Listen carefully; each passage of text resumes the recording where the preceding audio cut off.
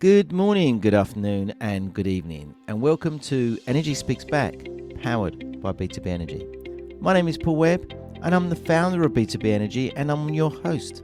Weekly, I present to you energy experts from around the world. Welcome to episode 152. Our purpose, as always, is to provide a good understanding of energy management knowledge from around the world, which is available today for us to deliver savings that impact on our planet. Welcome, energy enthusiasts, to another enlightening episode of Energy Speaks Back and another face-to-face interview, but this time in the park. We are really gaining some momentum here regarding our diversity in these interviews to give you something different every time. Today, we are featuring yet another doctor, but this time a practicing heart and lung surgeon. While this may seem unusual, my focus here is on the concept of longevity. Just as doctors work to extend and improve life, energy experts around the world have the responsibility to extend the life of our planet. By promoting sustainability and smart energy solutions, we ensure our planet's longevity, because in the end, longevity is key. So without any further ado, let's cut into the conversation with Dr. Khalid Mujahid. Good afternoon, Khalid. How are you today? Yeah, good. Thanks, Paul. How are you? Very good. And what a beautiful setting for this. Nice, beautiful day in Priory Park. Yeah. The tennis and the trees and the sunshine is really nice. It makes everything feel really lovely, doesn't it? Nice people's atmospheres, really good sort of buzzing, good feeling. 100%, yes. Nice breeze. Yeah, yeah, and it's not too hot, especially when we've got to go and run around a tennis court. Right. Yeah, shortly. We've got that planned, yeah. Which we're going to talk more about why we do the tennis shortly. Sure. But for the benefit of our audience today, obviously I know we've been playing tennis over the last 6 months, I think now. Mm-hmm. But give us some background and tell us about your origin story. Mm-hmm. Yeah, so my name's Dr. Khalid Mujahid. I'm a cardiothoracic surgeon by speciality, so that means operating on your heart and lungs. And I started off in Southend, actually. I went to Westcliff High School for Boys and then went to Birmingham University and then qualified in 2007, so about 17 years ago. And I wanted to do something hard and challenging, and found myself drawn to the clockwork of your body, which is beneath your breastbone. So everything going on there is what I was really fascinated with, and everything going on the insides. I still am. It's still very fascinating for me. You come from a family of the doctor side of it, because for the benefit again of the audience, your father is my GP. And that's why he invited me to come and play tennis. No, that's right. So it was in your blood, would you say, or is it? So I think I naturally gravitated towards medicine because my dad was a GP. He wanted to do urology first, but then became a GP during the 90s due to certain glass ceilings in the NHS at that time. And I think I saw him at work. I went to see him at work as well, and I really liked that side of things. And I think once I started work, that's when I really enjoyed being a doctor. My sister's a GP, and one other sister is a doctor as well. So I've got 3 younger sisters, and one sister is a dentist. So I think we're all quite a healthcare oriented family as well. And mum? She's at home. She's looking after everyone else. So she just makes sure that the clock ticks in the right direction. That's right. Yeah, she's the glue that holds everyone together, I think. Yeah. And so where did you? So you started school in here. Where did you do your university? At Birmingham University. Right. University in the West Midlands. Yeah, that was graduated in 2007. Yeah. And what was going through them days? Was that very challenging? I think it was challenging for me to get into uni, so I didn't get in first time, went in through clearing, and in university it was fine. I found myself passing the exams, but everything again was last minute revision for me. But I think I found the work a lot easier once I started working as a doctor. It's like driving. I think it's difficult to pass your test, but you actually only start learning once you start Yeah, driving. yeah. It's like everything, isn't it? Yeah. Did you have to go, because I know you do heart and lung, don't you, Yeah. now? Was there stepping stones to get to where you are today? Oh, yeah, absolutely. So first we do 2 years foundation training, and that's the good thing about the system in the UK.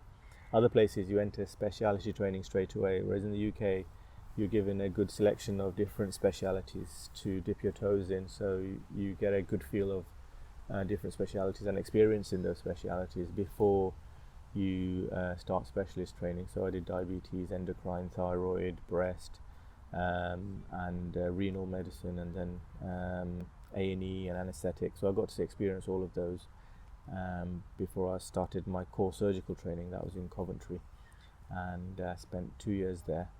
Then I entered a selection program to get into cardiothoracic surgical training, and I spent 10 years in London doing that. That was quite competitive to get into, but yeah, so London was an experience. It's quite a baptism of fire. I felt a little bit of sink or swim, and because of the competitive side. yeah, it's a little bit, and don't want to disparage London too much, but it's a bit of a toxic culture in London teaching hospitals. The big hospitals, big personalities, and can be a difficult place to work in. And that's why I moved to Scotland now, where I'm working in Glasgow at the Golden Jubilee Hospital in Glasgow. That's where, and I found it actually it's a lot nicer, a lot more nature there, people a lot more friendly, a lot more resources as well actually compared to England. So that's where I'm continuing my training in thoracic surgery now. Yeah. The interesting thing for me as well is like in the energy, and people will question why is Paul Webb interviewing a doctor, and we will get to that stage, because really our subject today is about longevity. But one thing I'd like to pick up on here is the lifelong learning, because like being an energy consultant, I think we are, I once was called an energy doctor, and for me that is what we are. We're doctors of energy, advising people what to do. They go into a building and look to see what's wrong with the building, and then advise what to do next. You and I roles in the world as such, they're not similar, because you do a lot more than what we do as such and learning, but we still have to continue learning. It's a lifelong learning, isn't it? Oh yeah, 100%. I think like you mentioned an important point, like you are constantly having to keep up to date with the latest research, I imagine, and latest innovations happening in your field. Yeah, and legislation. So same with us. So we have to, things are all changing all the time. So when I was in medical school, certain things were the norm, whereas now, different things are coming in the pipeline. So certainly genetics, genomics, personalized medicine. I think the future will be very much more personalized than it is at the moment, because everybody is different and everybody reacts differently to different treatments, and having very bespoke care for someone, I think, would be what the future looks like. Would be very interesting. At the moment we're using a lot of robots as well in surgery, and that's getting better and better, and the technology is getting better and better. But I was thinking as well, like you said, the crossover between energy, climate and healthcare, and I've got an interesting crossover which I was thinking about recently, but we can talk about that when we get there.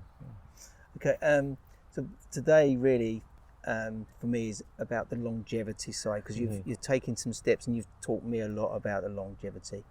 What are your challenges from, what's made you start getting into that role? What's been the challenges? That's a good question. So the reason I got interested in longevity was that most of the patients I operate on, they're actually older patients.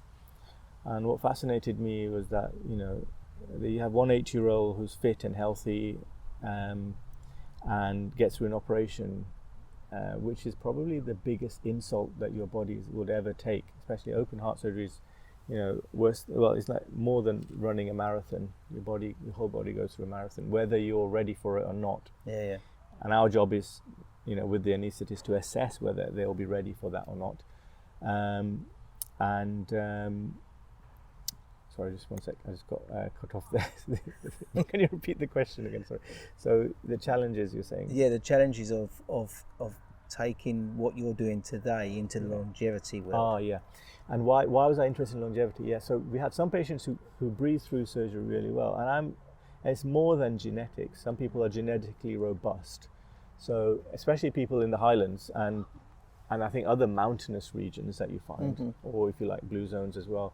But they're we're talking temperatures as well, because they're more subject to the colder temperatures. Yes. So you have to become, that's a whole other philosophy, that you have to get your body comfortable with being uncomfortable, and that actually causes processes in the body to actually protect you in the long term. If you get too comfortable with being comfortable, then you become soft, your body becomes weak, and you don't challenge yourself. But one of the most interesting things I found is, I have the huge privilege of seeing patients from the inside. So, we open up, so to speak, the car bonnet, we get to look inside the engine, and, we switch the heart off, we get to look inside the heart, we get to look inside the lungs. And that's a huge privilege. But I can see how a person has lived their life by looking inside you, because a smoker's lungs, a smoker's arteries, they're horrid, they're completely clogged up. There's certain processes which happen due to smoking, and by analogy, by linking that, ultimately what we're talking about here is pollution. And that's my link, basically, because what we have found now is that cancer in non-smokers is growing, and that is a direct analogy for, marker for showing that the world pollution is getting worse, because cancer in non-smokers is growing. What your lungs are your filter for everything that you breathe.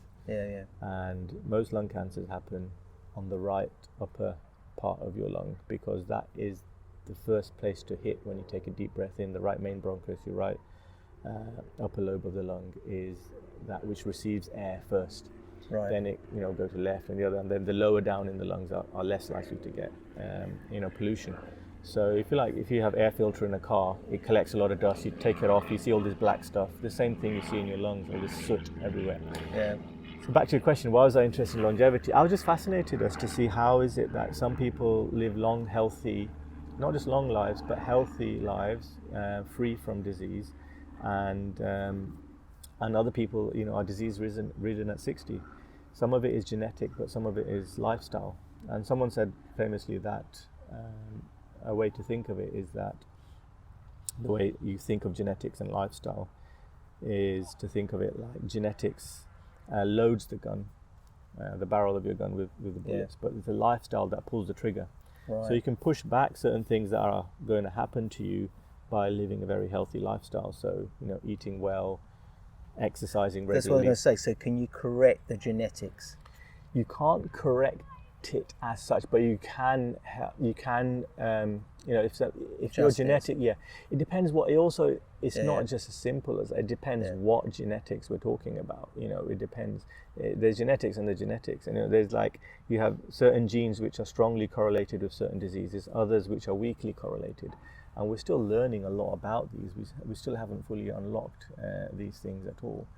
But your poor man's genetic test is your family history. You're more likely to have inherited something which your parents have, and so it's good to know what your parents suffered from, and your grandparents and your brothers and sisters, because you're more likely to have that side of those genes.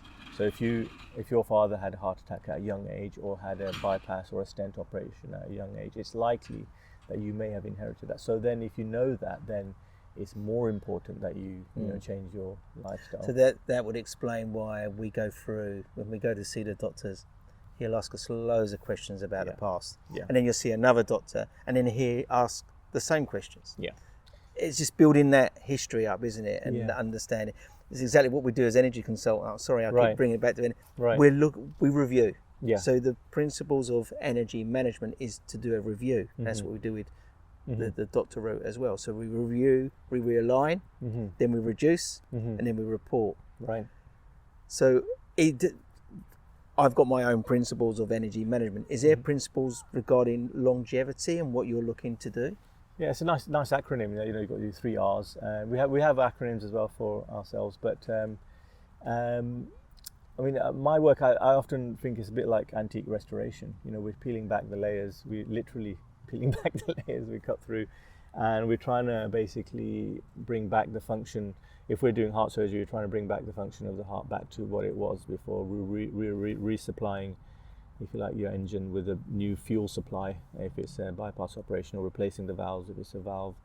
And I love the way you keep referring to it as back as a car. Yeah. Because then we can all understand that, can't Yeah, we? Because everyone... Yeah, most people understand the mechanics of how a car works generally. Yeah. So I like to use that with my patients. That's probably what I'm doing here.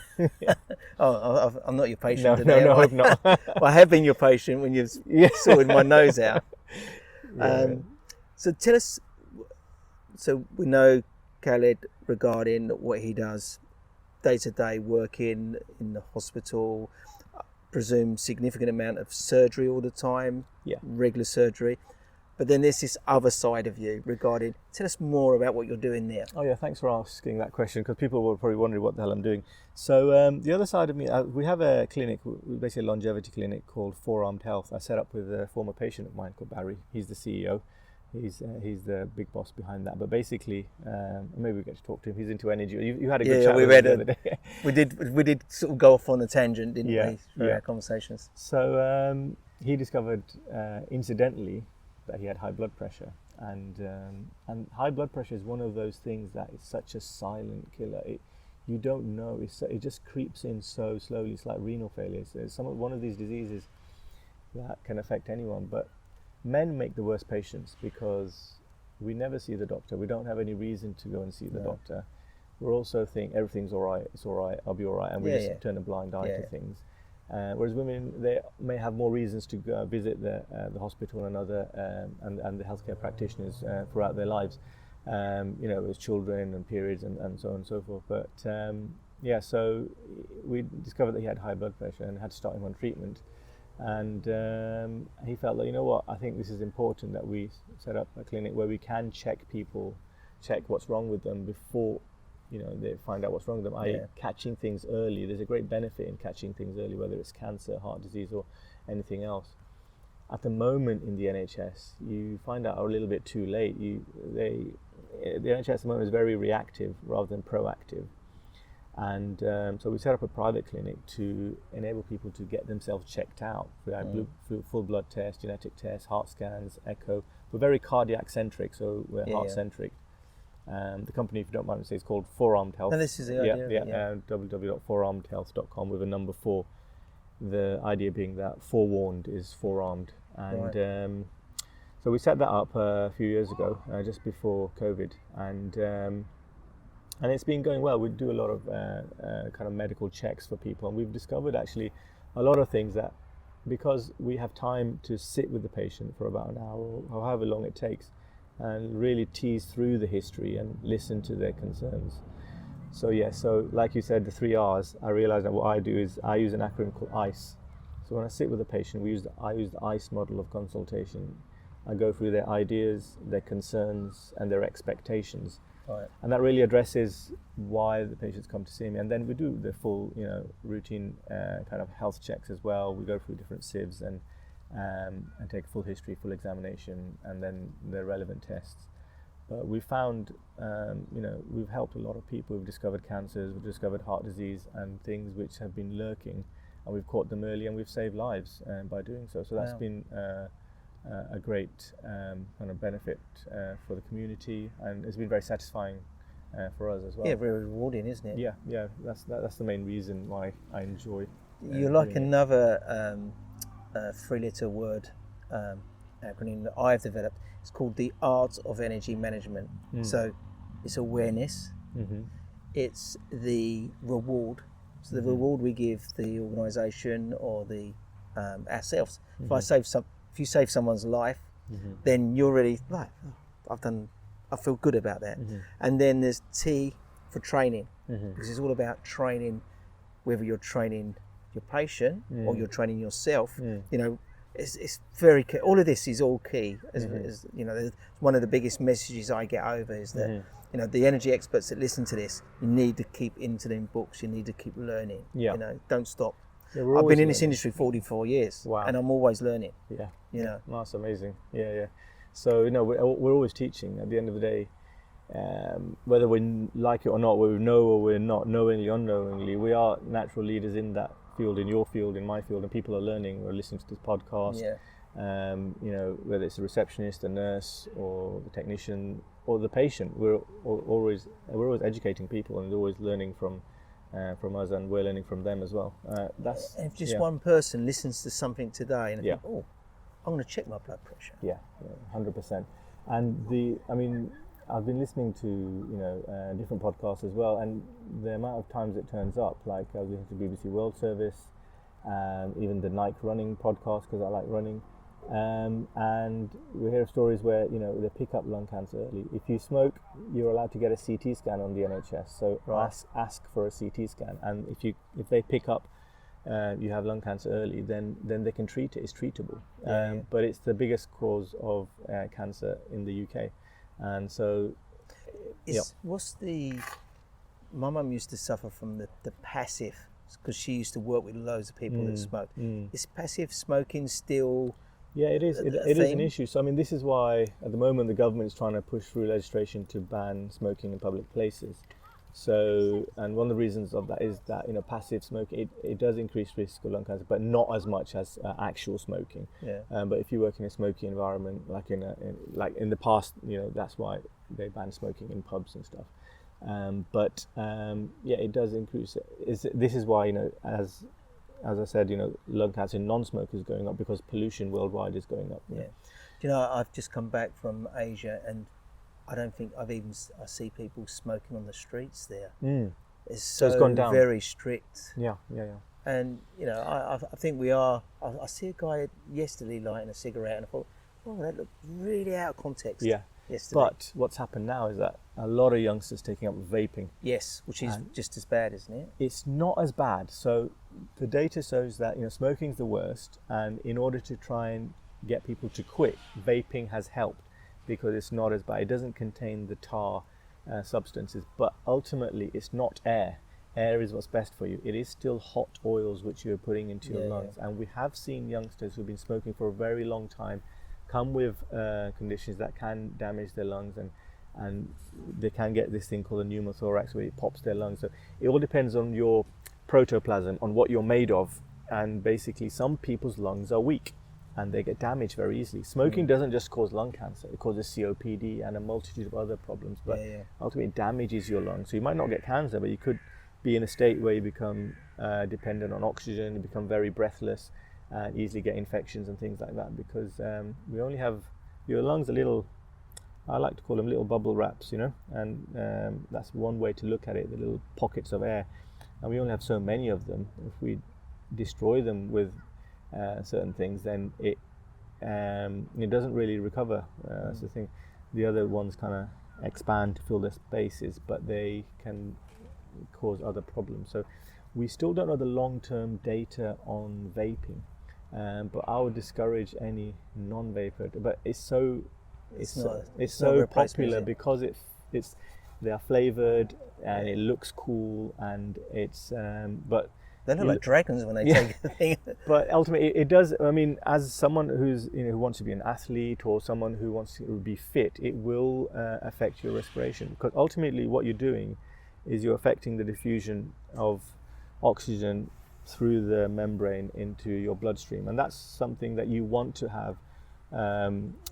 You want to have a good coefficient of diffusion. What that means is you want oxygen from the air to quickly get into your bloodstream and get to your muscles and your tissues. And now if you put anything as a barrier there, whether that's vaping oils, coal, nicotine, tar, then you reduce that, and then you become breathless. So you won't find any athletes, hopefully, that are serious vaping or smoking for any significant time, because that will affect that barrier. We are going to be doing about 4 of these episodes where we're going to be talking on specific topics about the longevity, and again, the reason for that is because I the energy consultant, the energy expert of today, we need them to have full longevity going forward, because we've got a big task to do.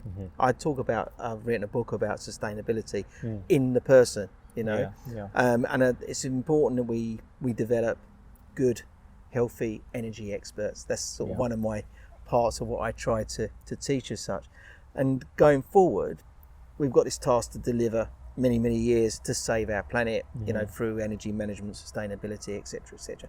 And I think this then starts to run in parallel, because being and focusing on longevity, you're then focusing on your diet, you're focusing on the exercise. So we're going to be picking up some key points on that over the next 4 weeks or so. Fantastic. Can you talk about some of the subjects we're going to be talking about? Yeah, so again, this links back to, I haven't fully answered your question, why am I interested in longevity as a surgeon? So one of the things that fascinated me is, as I say, why are some people living longer? So they did a study, and I try and back everything with evidence-based, you know, as a doctor, as a surgeon, and a lot of pseudoscience out there as to what works or doesn't work.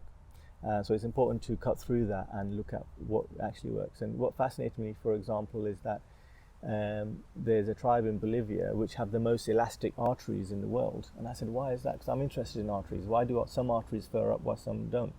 And we'll talk about that. Why is it that, you know, this tribe in Bolivia particularly, they study them, their arteries are like, you know, young people, whereas they're old, you know. Right. What is it that they do that differs them from, so we'll talk about that.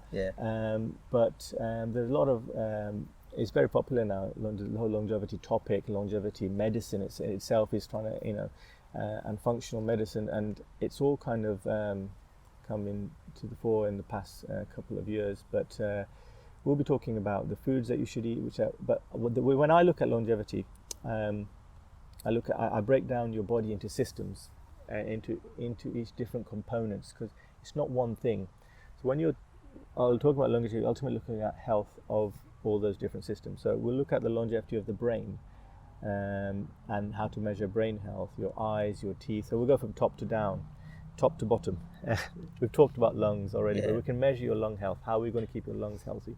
Your heart health, your kidneys, your liver health, then your musculoskeletal system, and then the gut biome and how that links into everything else as well. So what I like to do is measure everything and give you a score. Okay, so this is where you're at, and give you a longevity score. And that's what we try and do with Forewarned Health, is that we measure everything and say, okay, this is where you're at now. This is what you need to change, and this is where you could be. It's a much better way of looking at it. And then we can give you an actual, you know, longevity age, if you like.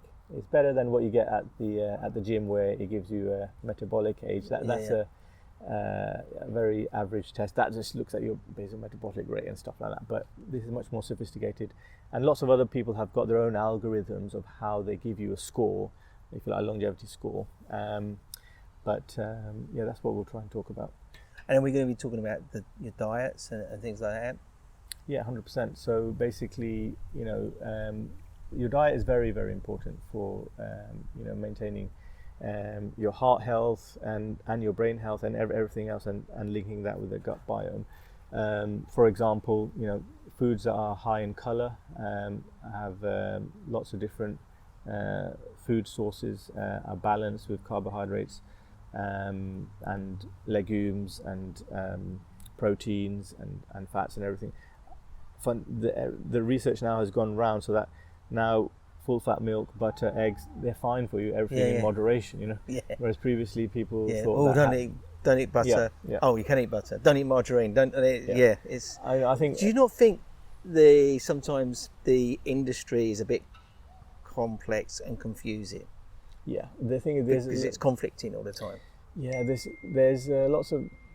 The thing is that in the past, because the food industry has been tied to the government, has been tied to big pharma, and then you've got, you know, if you like, the sugar industry, which have a lot of money as well. So it muddies the waters a lot, and you don't know what studies are funded by whom.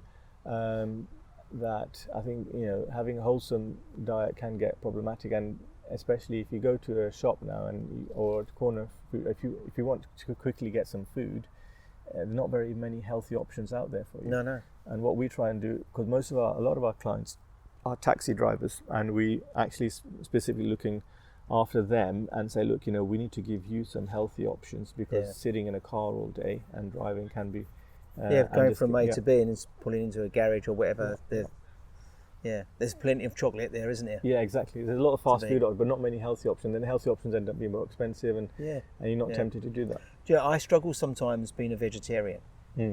There's not many vegetarian opportunities. Yeah, so the thing is that,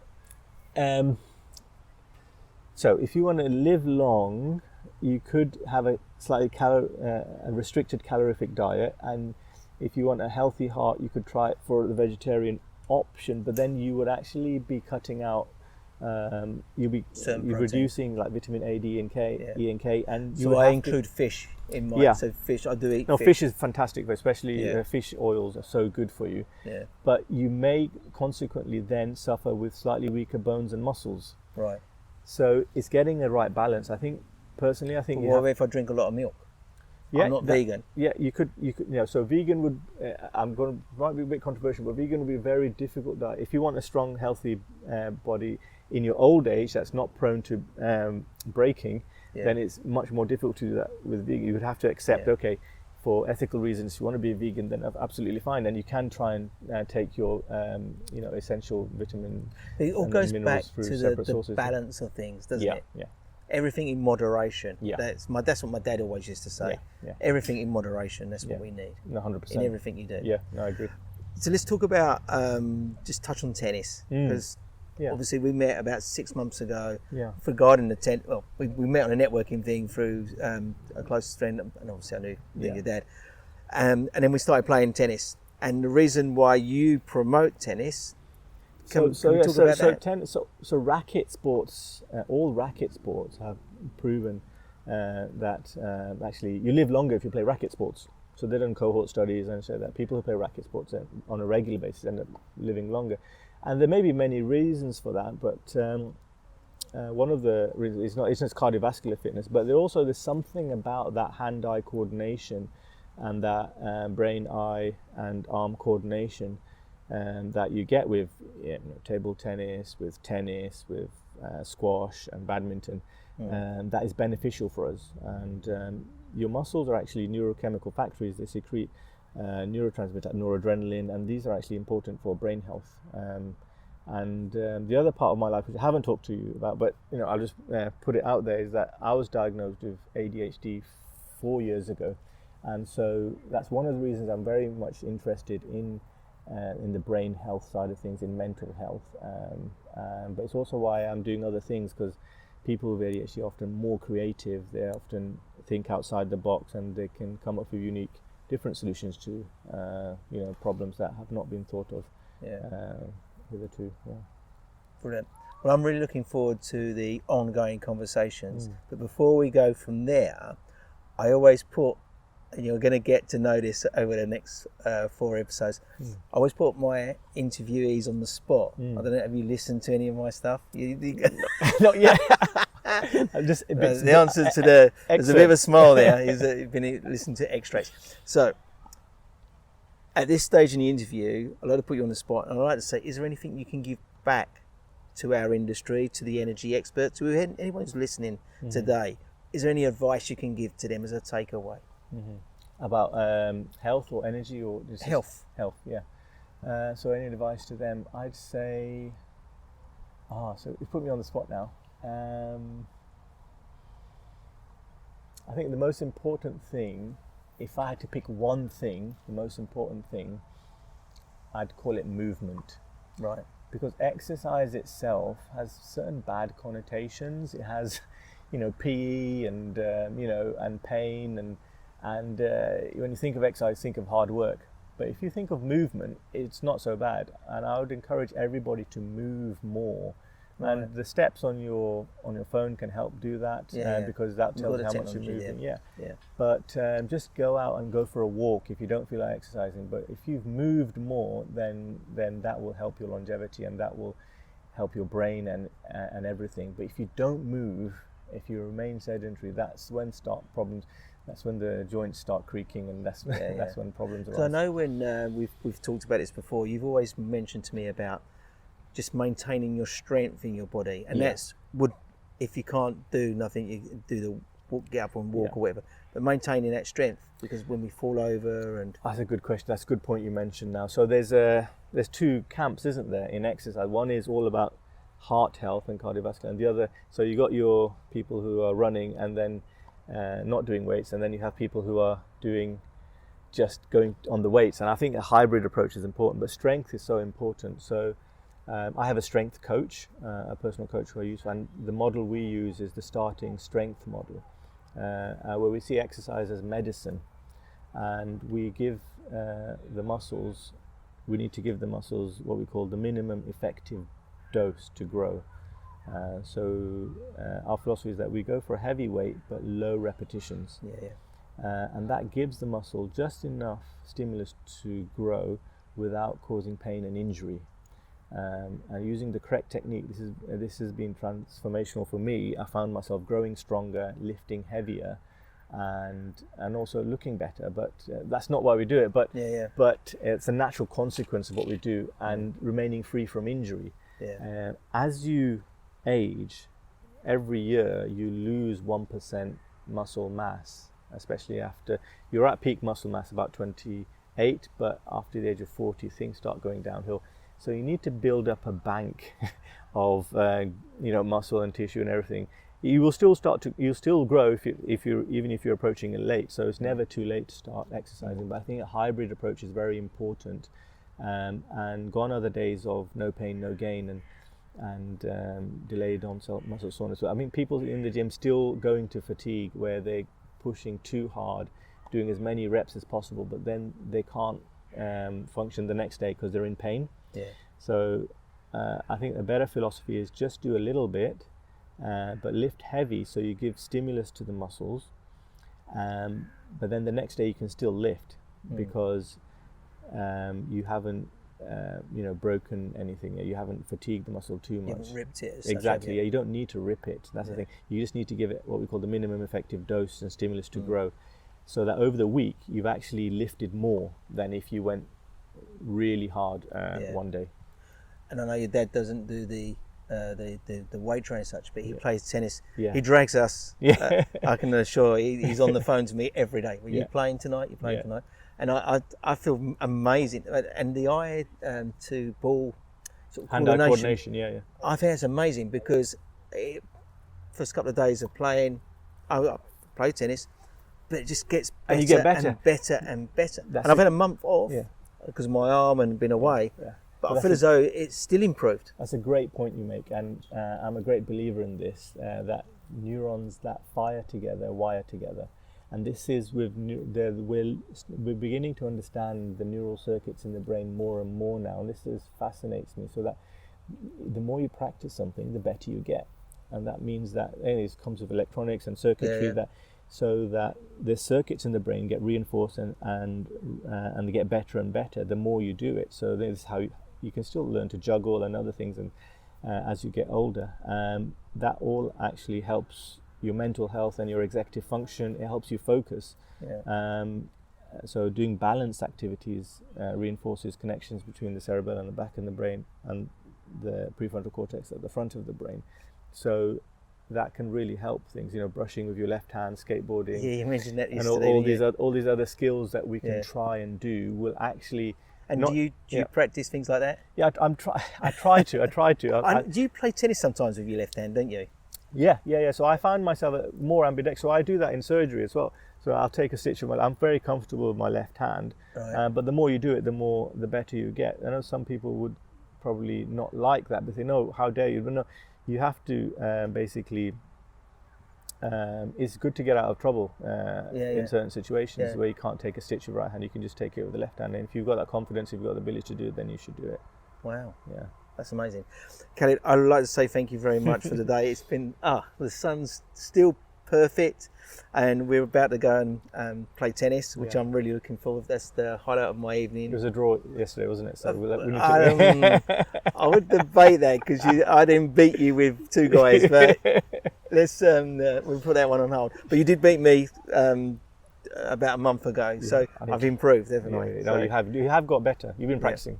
Yeah, behind the scenes. But no, thank you very much for today. I've really enjoyed it. No, me too. And please, you and your family, stay safe in these times. Thank you very much. Thank you, Dr. Khalid, for joining us today and sharing your insights on longevity. As I mentioned earlier, this is just the beginning of more episodes centered around this important subject. We extend our gratitude to Dr. Khalid and Forewarned Health. And remember, being forewarned is being forearmed. So stay tuned for more discussions on how we can apply longevity not only to our health, but also to the way we manage energy and sustainability for the future of our planet. That leaves me with one more thing to say. Please, you and your family, be safe in these times.